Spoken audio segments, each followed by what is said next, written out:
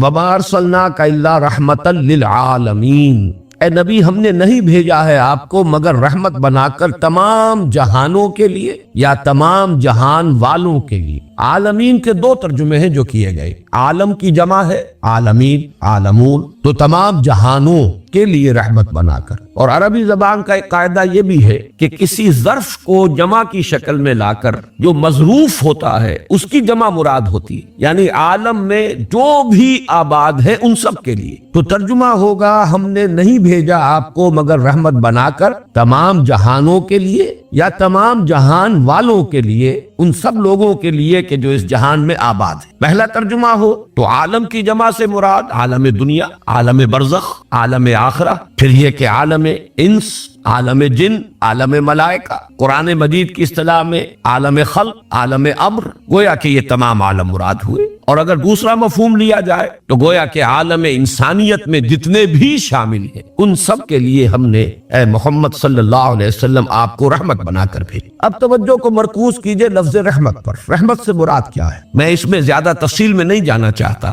لیکن جو بات بالکل بادنا تعامل سامنے آئے گی وہ یہ ہے کہ جس شخص کو جس شے کی ضرورت ہو اگر وہ اسے بہم پہنچائی جائے تو یہ رحمت ہے۔ فرض کیجئے کہ ایک شخص بھوکا ہے، شدید بھوکا ہے، بھوک سے مر رہا ہے، اسے اس وقت غذا کی احتیاج ہے، آپ اس کے سامنے اطلس و کم خواب کے دسترخوان اور بڑے بڑے جو ہے کپڑے لا کر رکھ دیجئے لیکن کھانا نہ ہو تو معلوم ہوا کہ اس کے لیے رحمت نہیں ہوئی، اس کی احتیاج تو قائم ہے۔ کسی شخص کو شدید پیاس لگی ہوئی، وہ پیاس سے مرا جا رہا، اس کے سامنے کچھ اور نعمتیں لا کر آپ رکھ دیجئے، یہ اس کے لیے رحمت کا حق ادا نہیں کریں گی۔ جس وقت جس شے کی احتیاج ہے، جس وقت جس شے کی ضرورت ہے، وہ اگر فراہم کی جائے تو رحمت کا حق ادا ہوگا۔ اس اعتبار سے آج میں آپ کو دعوت دے رہا ہوں کہ میری جو آج کی گفتگو کا عنوان یہاں بھی لکھا ہوا ہے اس بینر پر، اور اگر اخباری اطلاعات آپ کی نگاہ سے گزری ہو تو وہاں بھی آپ نے یہ الفاظ پڑھے ہو، عہد حاضر میں سیرت النبی صلی اللہ علیہ وسلم کی اہم ترین رہنمائی کیا ہے؟ آج کے انسان کو سب سے زیادہ شدید ضرورت کس شے کی؟ اس لیے کہ اگر اس ضرورت کا سامان محمد الرسول اللہ صلی اللہ علیہ وسلم کی سیرت فراہم نہ کرتی ہو تو گویا کہ رحمت للعالمین ہونے کا تقاضا پورا نہیں ہوگا۔ اب ایک تو ضرورتیں وہ ہے جو میں نے مثلاً آپ کے سامنے گنوائی، کھانے کی ضرورت، پینے کی ضرورت، پہننے کی ضرورت، رہائش کی ضرورت، یہ تو جب سے انسان ہے تب سے موجود ہے ضرورت، یہ بھی ضرورتیں ہیں، ان میں کوئی شک نہیں۔ اگر ان کا اہتمام نہ کیا جائے تو بھی ربوبیت کا حق ادا نہیں ہوتا اور رحمت کا حق ادا نہیں ہوگا۔ لیکن یہ تو وہ شے ہے جو ہمیشہ سے، جبکہ ہماری آج کی گفتگو کا موضوع یہ کہ آج کے انسان کی سب سے بڑی ضرورت، اس کو معین کرنا ہوگا اور پھر دیکھنا ہوگا کہ آیا آج کے انسان کی وہ سب سے بڑی ضرورت پوری ہوتی ہے سیرت النبی سے صلی اللہ علیہ وسلم یا نہیں۔ دیکھیے اگر میں ایک لفظ میں اس سوال کا جواب دوں کہ آج کے انسان کی سب سے اہم ضرورت، سب سے شدید ضرورت کیا ہے، تو وہ ہے ایک عادلانہ نظام اجتماعی۔ آج کا دور اجتماعیت کا دور ہے، بلکہ یہ کہ آج سے اگر ہم موجودہ دور مراد لیں تو یہ اجتماعیت اب عالمی سطح تک پہنچ گئی ہے۔ چنانچہ آج کی دنیا میں آپ کثرت سے جو لفظ سن رہے ہیں وہ ورلڈ آرڈر ہے، وہ نیو ورلڈ آرڈر ہو یا جیو ورلڈ آرڈر ہو، یہ میری اس وقت بحث کا موضوع نہیں ہے، میں نے اسی لیے وہ نیو کے لفظ کو استعمال نہیں کیا، ورلڈ آرڈر۔ آج یہ اجتماعیت اس انتہا کو پہنچ چکی ہے کہ پورا کرۂ ارضی ایک نظام کے تحت آیا چاہتا ہے یا بالفعل آ چکا ہے۔ اب میں چاہوں گا کہ ذرا اس کا پس منظر آپ سمجھیں۔ نوع انسانی نے تمدن کے جو ارتقائی مراحل طے کیے ہیں ان کا ہلکا سا جائزہ چند منٹ میں آپ کے سامنے آ جائے گا۔ جہاں سے انسان نے سفر شروع کیا انفرادیت تھی، اجتماعیت تھی ہی نہیں۔ ہمارے آباء و اجداد کبھی غاروں میں رہتے تھے، اب اس غار میں جو شخص رہ رہا ہے آمد منار کو فول ایسر میں، وہ وہی کا بادشاہ ہے، مالک ہے، مختار مطلق ہے۔ کوئی میونسپلٹی بھی نہیں ہے، کوئی گلیوں کی صفائی کا انتظام بھی نہیں ہے، کوئی رات کو گلیوں میں روشنی کرنے کی ضرورت بھی نہیں ہے۔ انفرادیت ہے، مکمل انفرادیت ہے۔ زیادہ سے زیادہ اجتماعیت یہ کہ وہ ایک گھر، ایک شوہر، ایک بیوی، ایک بچے، اللہ خیر صلی اللہ، یہ اجتماعیت ہے۔ ابھی اجتماعیت کا وجود نہیں تھا۔ نتیجہ کیا ہے؟ انفرادی آزادی جو ہے اس کا دائرہ بہت وسیع تھا۔ اب جو میں آپ کے سامنے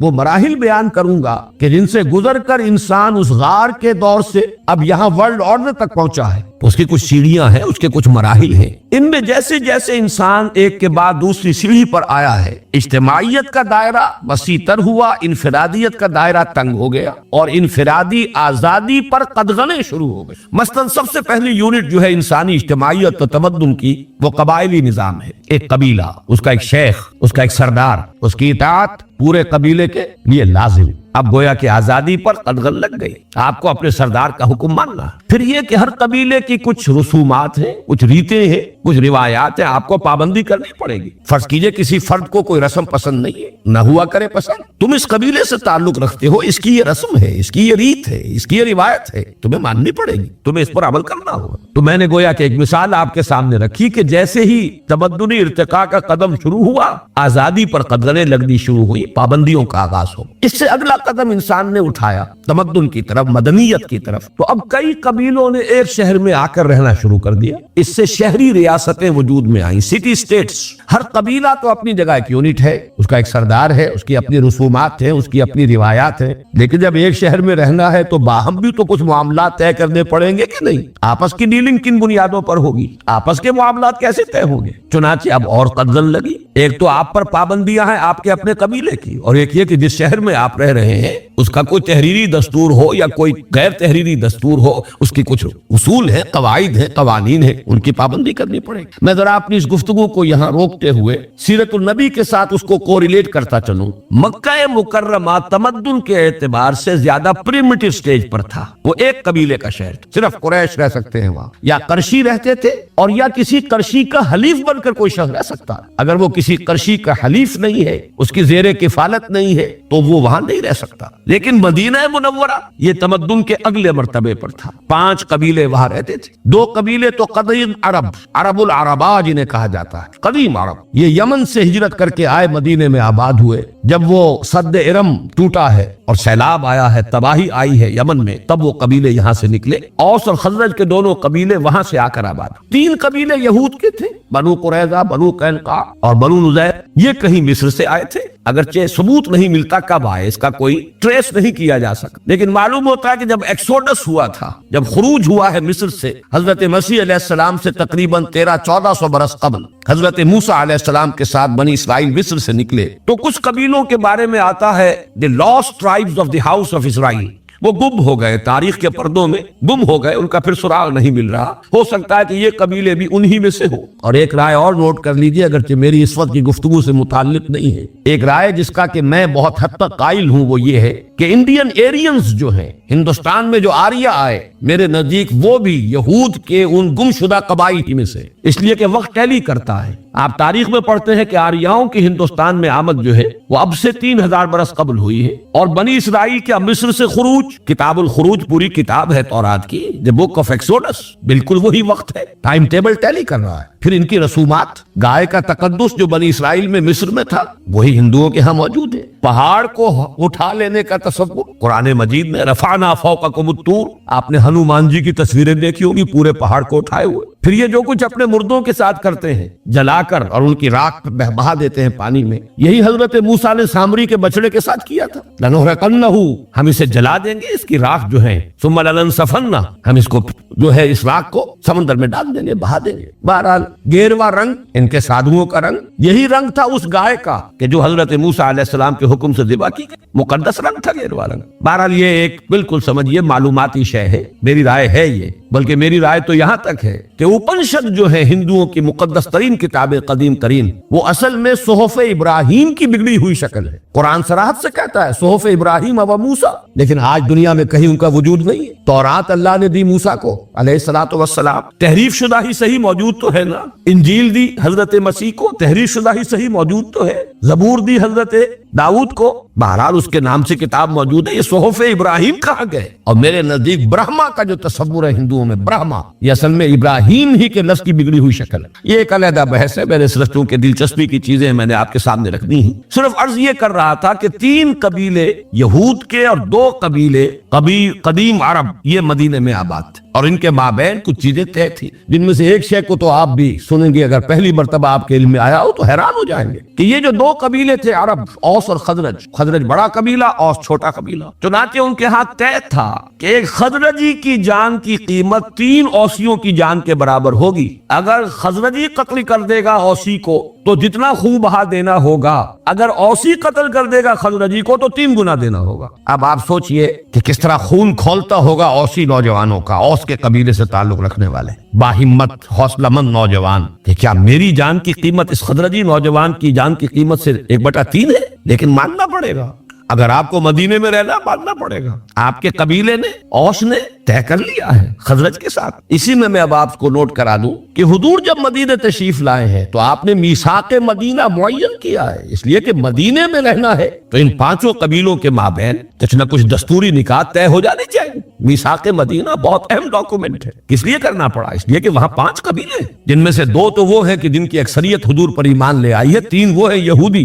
کہ جن میں سے کوئی بھی حضور کو ماننے کے لیے اس وقت تک تیار نہیں تھا۔ بہرحال یہ 2 تمدن کی مختلف سٹیجز، صرف قبیلے کا نظام وہ مکے میں، ایک قبیلہ، 5 قبیلوں کے مابین ایک باہمی قرارداد، ایک دستور اور ایک سٹی اسٹیٹ، ایک شہری ریاست، یہ مدینہ منورہ۔ اب ذرا شمال کی طرف جائیے، عرب کا جزیرہ نما عرب جسے ہم کہتے ہیں، اس کے شمال مشرق میں عراق اور پھر ایران، یہ سلطنت فارس، ایرانین امپائر، کسرا کی حکومت، شمال مغرب شام اور پھر روم ترکی، اور اس سے آگے یورپ، یہ سلطنت روما۔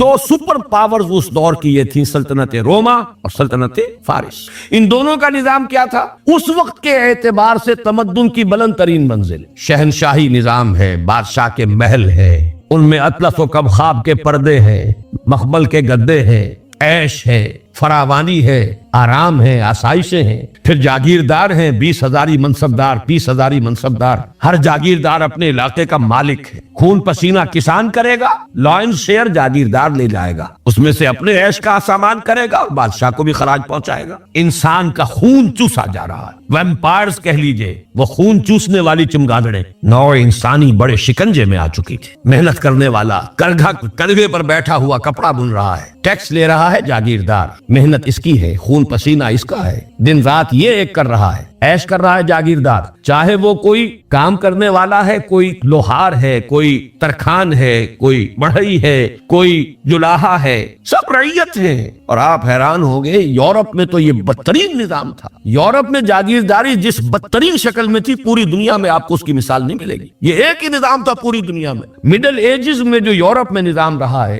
جاگیردار کو یہ اختیار یا اس کا یہ حق تھا، ہر لڑکی، کنواری لڑکی جب تک ایک رات اس کے ہاں بسر نہ کر لے، اس کی شادی نہیں ہو سکتی۔ یہ جابرانہ نظام، اسے پہلے جاگیردار کے ہاں جانا ہوگا، پہلی رات وہاں بسر کرے گی، پھر جس سے شادی ہو رہی ہے اس کے ہاں جائے گی۔ یہ تھا وہ ظالمانہ نظام، بادشاہت اور ملوکیت کا نظام، جس کی چکی میں نوع انسانی سو پس رہی تھی۔ اب کیا ضرورت تھی اس وقت؟ ایسا نظام دیا جائے، ایمینسیپیشن ہو، نوع انسانی کو اس جبر سے، اس استبداد سے، اس ظلم سے، اس سے نجات ملے، یہ ضرورت تھی۔ آپ اخلاقی تعلیم دے رہے ہیں، پہلے ہمیں ظلم سے تو نجات دلوائیے۔ آپ روحانیت کا چرچا کر رہے ہیں، پہلے ہمیں ان خون چوسنے والوں سے تو نجات دلوائیے۔ ہماری ہڈیاں جو ہیں وہ پس رہی ہیں، آپ دین کی، اخلاق کی، روحانیت کی باتیں کر رہے ہیں۔ اچھی طرح سمجھ لیجئے اس بات کو۔ اصل ضرورت کیا تھی؟ ایک عادلانہ نظام زندگی، اس شکنجے سے نوع انسانی کو چھٹکارا دلا۔ لیکن میں ذرا اس پر بعد میں بات کروں گا۔ ابھی اس کے بعد، یہ تو حضور کے زمانے کی بات، آج سے 1400 برس قبل تک تمدن کا ارتقاء یہیں تک پہنچا تھا۔ قبائلی نظام، شہری ریاستیں،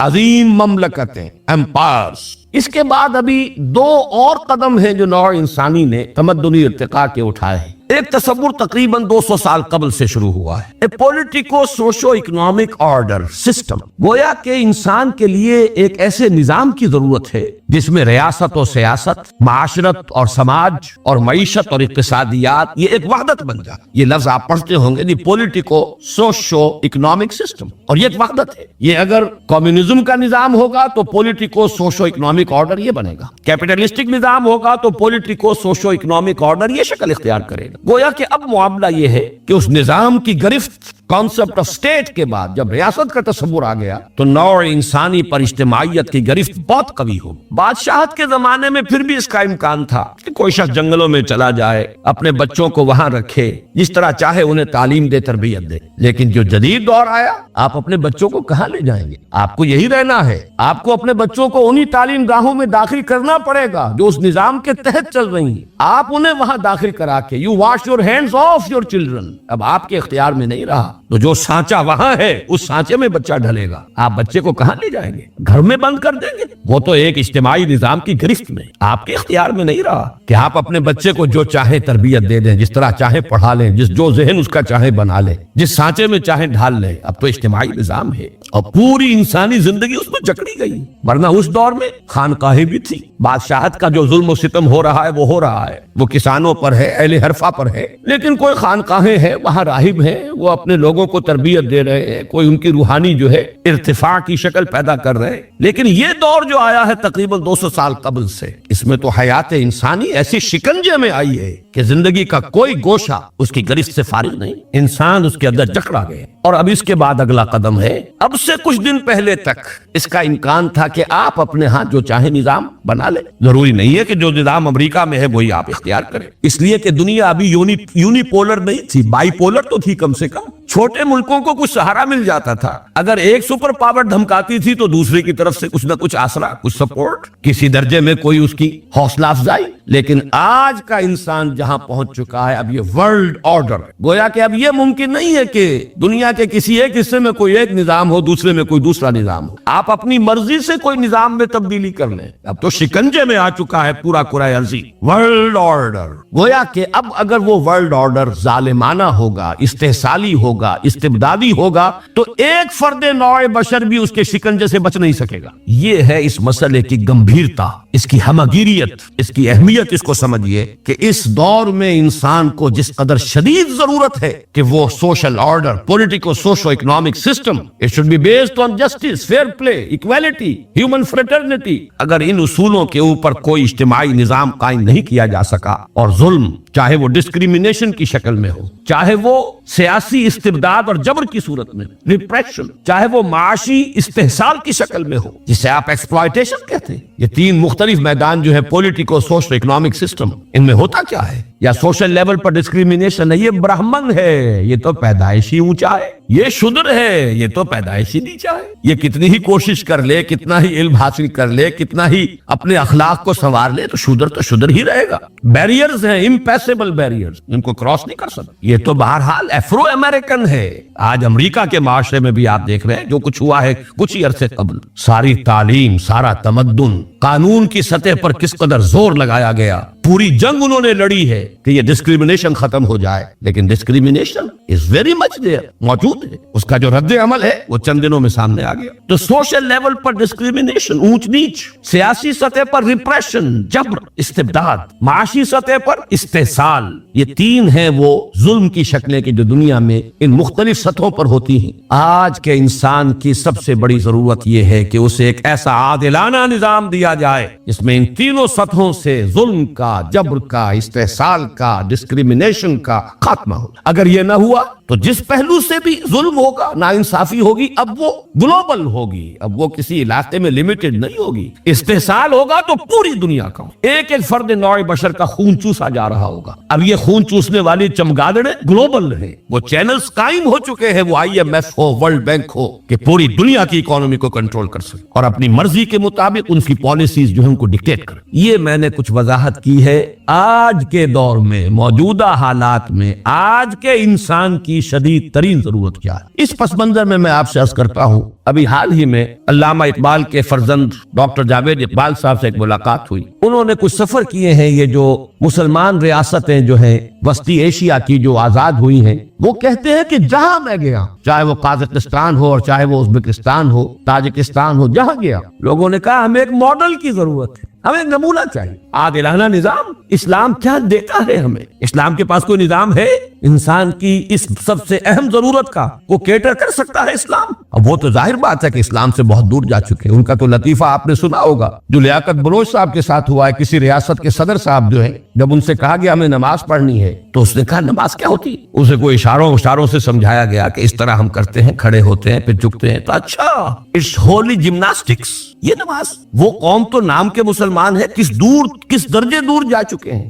لیکن وہ کہتے ہیں آپ جو اسلام کے نام پر دنیا میں ایک مملکت آپ نے بنائی, آپ ہمیں کوئی ماڈل دیجئے. We need a model. اچھا یہ بھی ان کا کہنا ہے کہ Saudi model is not acceptable to us. Why? وہ تو monarchy پر بیسڈ ہے, وہ تو ان کے محل بنتے ہیں, اربوں ڈالر کا ایک ایک محل بنتا. اس نظام کو تو ہم تک چکے. No going back. ہم یہ رجعت قہقرہ جو ہے اس کے لیے تیار نہیں ہے. Saudi model is not acceptable to us. In the same way, Iranian model is also not acceptable to us. Why? اس لیے کہ وہ تھیوکریسی ہے, اس میں تو ایک مذہبی طبقہ ہے جس کے ہاتھ میں حکومت آ گئی. تھیوکریسی کا دور بھی نہیں ہے. روح عصر جو ہے, اسپرٹ آف دی ایج, نہ monarchy کو قبول کرنے کے لیے تیار ہے, نہ تھیوکریسی کو قبول کرنے کے لیے. اگر کوئی اور شے ہے تو لاؤ, برابر ہر چیز اندر سینہ داری, سرود نالے آہ فغانے, جو کچھ ہے لاؤ. یہ تو ہے آج کی وہ ضرورت, ایک چیخ ہے, ایک پکار ہے ان کی زبانوں پر, اس لیے آ گئی کہ وہ ایک تجربے کو گویا کہ اس سے گزر کر آ چکے ہیں. وہ تجربہ ایک رد عمل تھا کیپٹلزم کے خلاف. اس کے یہ معنی نہیں ہے کہ وہ کیپٹلزم کو اختیار کرنے کو تیار ہے, اس لیے کہ وہ تو جو فلسفہ ہے تھیسس اینٹی تھیسس اور سنتھیسس کا,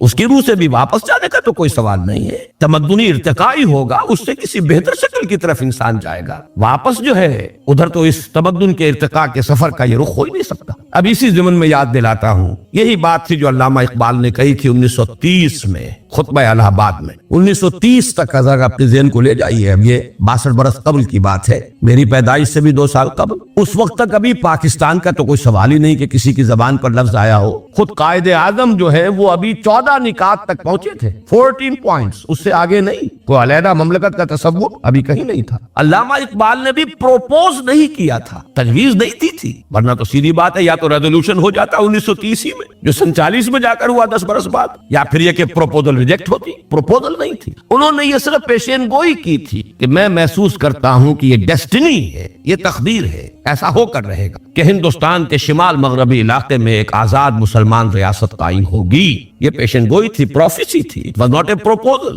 لیکن اگلا جملہ ہے اصل میں جس کے لیے میں نے یہ حوالہ دیا, اگر ایسا ہو گیا تو ہمیں ایک موقع مل جائے گا کہ اسلام کی اصل تعلیمات پر جو پردے دور ملوکیت میں پڑ گئے تھے, اسلام کی اصل تعلیمات تو دور خلافت راشدہ کی تھی. اسلام کا آئیڈیل نظام تو وہ تھا کہ دور فاروقی میں سفیر آیا ہے ایران کا, اس نے پوچھا اینا ملککم, تمہارا بادشاہ کہاں؟ اسے جواب ملا لیس لنا ملکن بل لنا امیرن, ہمارا کوئی بادشاہ نہیں ہے, ہمارا تو ایک امیر ہے, امیر المومنین ہے ہمارا. بھئی وہ کہاں ہے؟ کوئی محل نظر نہیں آ رہا ہے چھوٹی سی بستی کے اندر. وہ ہمارے فاروق رہتا کہاں ہے جس کے نام سے تھرا رہے ہیں شہنشاہوں کے ایوان, لرزہ طاری ہے جس کے نام سے, رہتا کہاں؟ بتایا گیا کہ بیت المال کے کچھ اونٹ گم ہو گئے تھے, ہمارا وہ خلیفہ ان کو تلاش کرنے باہر گیا ہوا. وہ کسی کو ساتھ لے کر گیا ہوگا کہ پہچان تو سکے. تو دیکھا کہ تھک گئے تھے حضرت عمر فاروق, صبح سے تلاش میں تھے, اونٹ نہیں ملے, تھک گئے, دھوپ تیز ہو گئی, تو ایک جھاڑی کے ذرا سائے میں استراحت فرما رہے ہیں اپنا کوڑا اپنے سر کے نیچے رکھ کر. اس نے وہاں کھڑے ہو کر کہا اے عمر,